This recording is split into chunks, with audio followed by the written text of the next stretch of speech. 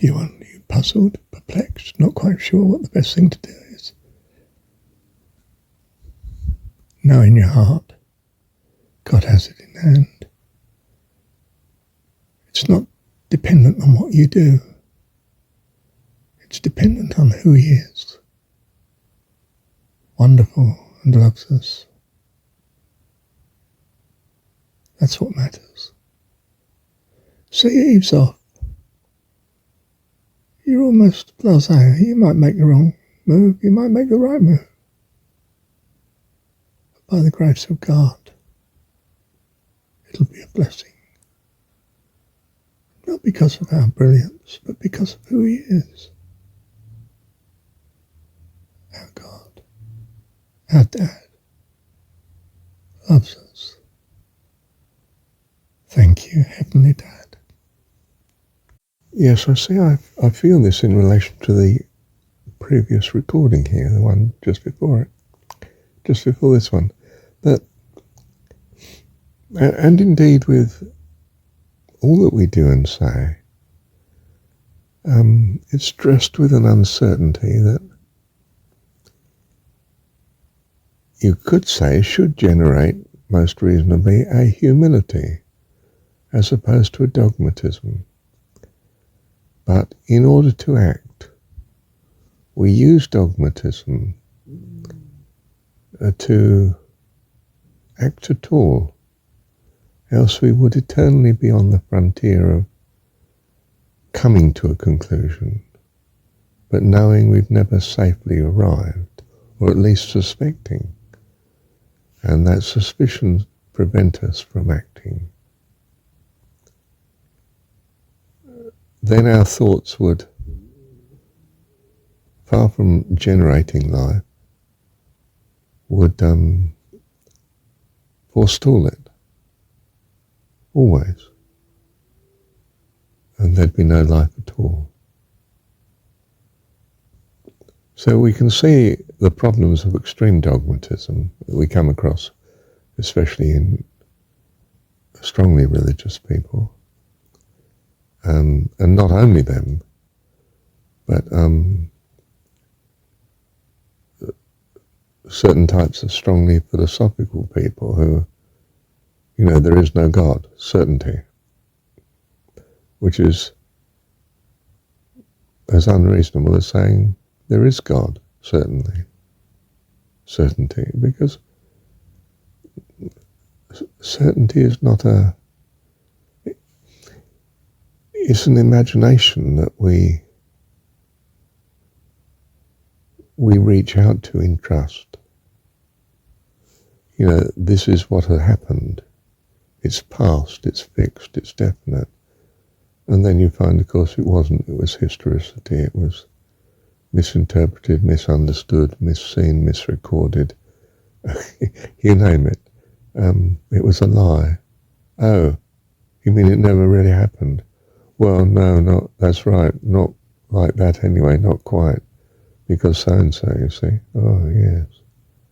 Oh.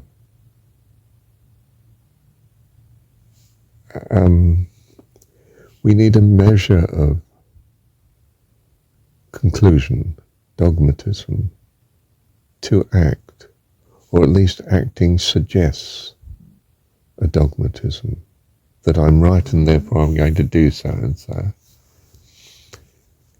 And really it's not even reliably probabilistic, because there are some things that are just not probabilistic. We don't have any data indicating reliably what's going to happen, even probabilistically.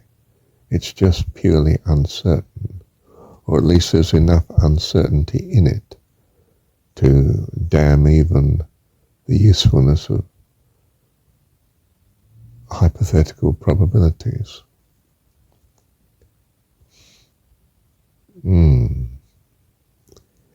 So we find philosophers can be extremely unhelpful, indefinite, but not definite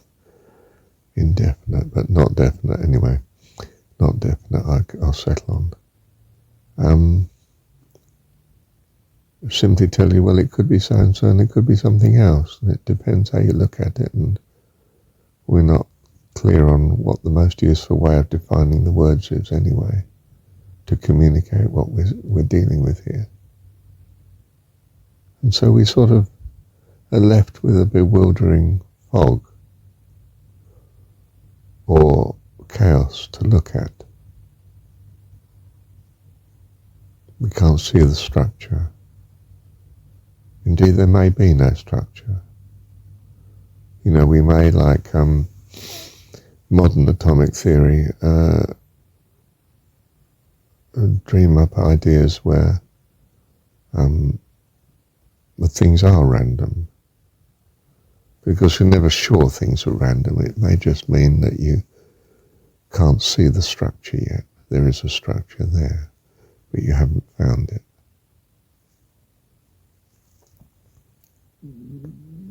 Now, I argue, don't I, that such uncertainty gives us the very foundation of freedom to act.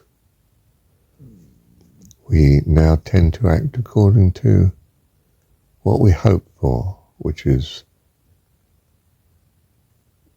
well, ideally, according to our reasoned values, we feel, but we don't know that's true and valid.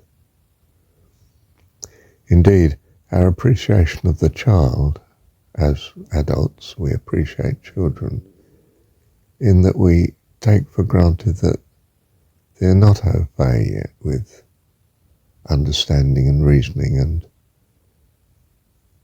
even knowledge of values, if indeed values do exist and are not just a construct, a useful construct of the mind. I mean, that alone is extremely dangerous thought, isn't it? Heresy, you could say. Heresy here we mean to the very foundation of reasoning. That reasoning itself is just a construct that gives us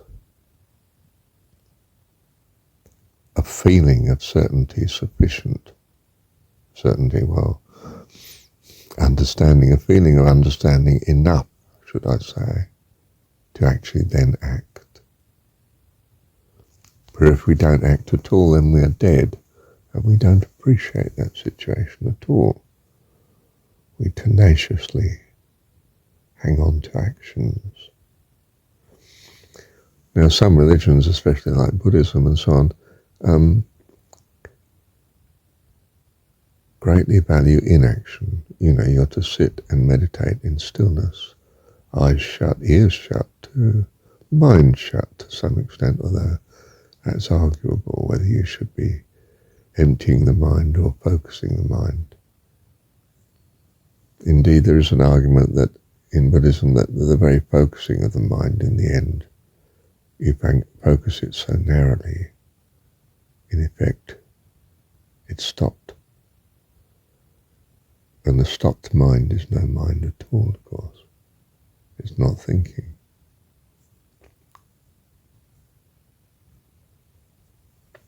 It's a bit like the notion of love. I mean, is love a predisposition that has the following effect when I exercise the thought of something? Or is it the actual thought of something, in which case, in order to be thankful, I would have to keep saying thank you, thank you, thank you, thank you, because it's the thank youing saying that is the experience of the thought, whereas the thought just latent there is doing nothing, it's just laying there and not effective. We may have many thoughts that are latent in that sense, but unless we put our mind to actually exercising it, it's not going to do us much good or much influence, not have much influence. We're clearly, can I say paradoxically, we seem to be always in worlds that we don't understand. We are children. And I think we're supposing that God is not. And we're reaching across the divide. That reaching is called faith. And of course it can be misplaced, misunderstood. And we only find perhaps by practice, what sort of reach is profitable and what isn't. You know, what turns out to be valid in consequence and what turns out to be perhaps random because we don't understand the nature of what we're handling. We're kids. As I see it, that's fundamental in the Jesus story. When he says God is our heavenly dad, that means we are not in a position to judge or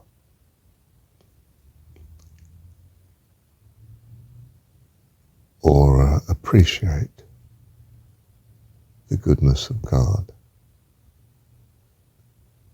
So life eternal is to know God, is to come to appreciate something about God that gives us life. Now, I may have stumbled across, I may not have done, what that something is.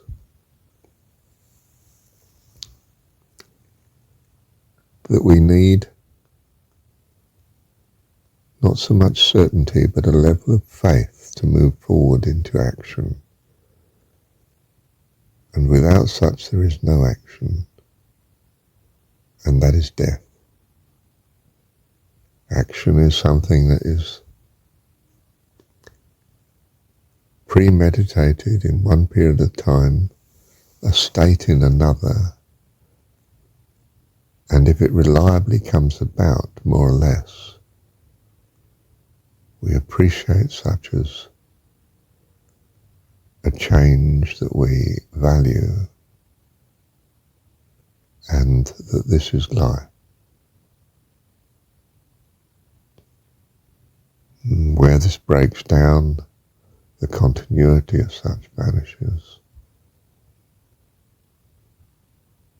and we're left with a dead situation where no life continues on into the future.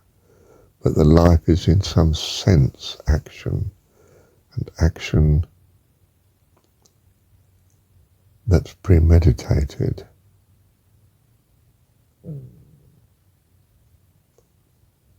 Has to be validated by the changes in time, across time. Else we say, there's no causal relationship between that time and this.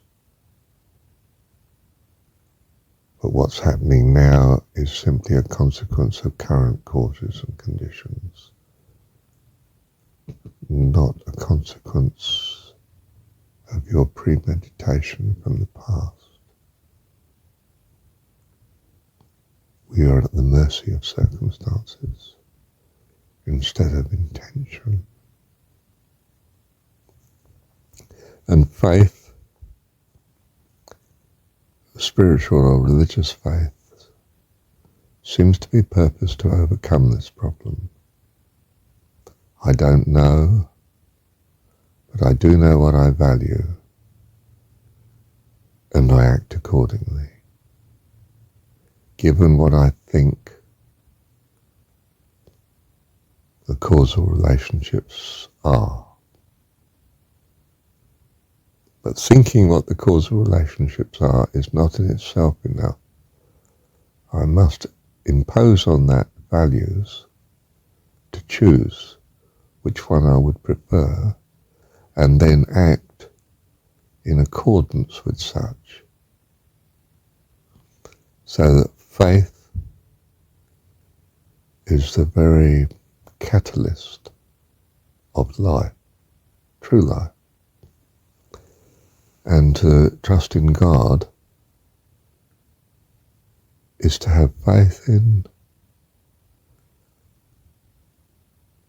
a person what we call a person, what we've identified or imagined to be a person in ourselves, but the person that has certainty compared to us who do not have. And that to trust in the existence of such enables us to act according to a system of values that seems to result in what we value. That there is a system of values that if we act according to it, does actually bring the future. More than the future that we want, way beyond what we expected. You know, a vast harvest, not just a good harvest. I can't quite, not surprisingly, grasp what I'm at here. But there's something there. Thank you, Heavenly Dad. Love you. Love. I wonder if that is actually the quintessential, I don't know what it is, the ultimate addition in the truly spiritual valid matrix. That there's a passion that drives the trust and the faith. It's born of experience. It's born of good experience as we see it. Love that drives us to act in a way according to the values that we find we have. And those values seem to have been the consequence of a particular life pattern, looking back over the past, although we don't even see the past clearly. We have a historicity of it instead. A historicity that's driven again by our values, which we don't seem to be in command of, which values we're having. They seem to simply be a consequence of our past experience and past intentions, we surmise. I'm going to stop there. Thank you, Heavenly Dad.